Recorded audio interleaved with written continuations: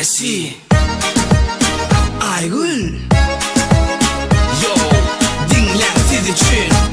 Sıçraylarda ovudun Ödemem bilen Güne bedenip gidyen İtlerim etken Meni gülmen bolup geçtin ömüm demenin Gımma şu be eynindeki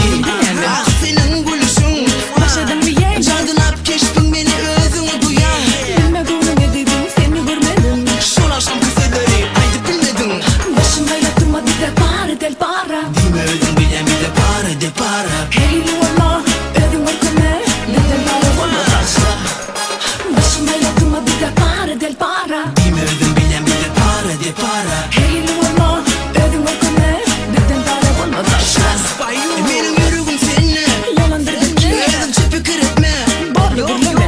Oğudan dayıp boysan gelme Şıldırayım sen Takvarsın dinle Ne sözüm haydi başlayın Övüncek mi ya Senin beni söylersin Koyul tabii Belki söyleden Varlık gerekme Belki şey nedir Onunla başlayın Başım haylatıma bir de para del para Dime ödün bilen bir de para de para Heyli valla ödüm orkame Neden para valla taşla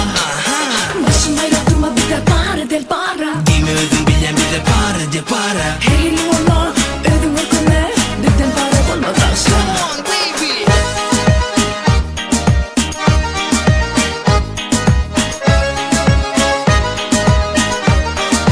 Yine bu gece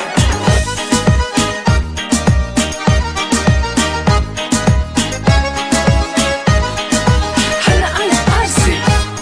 Şonsuzam pulumken hiç kimleme koymak istemok Cahdalı gözden bilenim meni özüne çeken Köydüryan söydüryan pulun bile övünyan Yöne bile para bulma gecesini ardı vuryan Baylığıma hiç meni övünüp zoramok Meni duyanok menin bolmak için neme gerek bilemok Pulun senin gerekten Adaşısı yönüm gerek son bolsa geçer bari bir dere Başım haylatıma bir de para del para Dime ödün bilen bir de para de para Heyli valla ödüm orkame Neden para valla taşla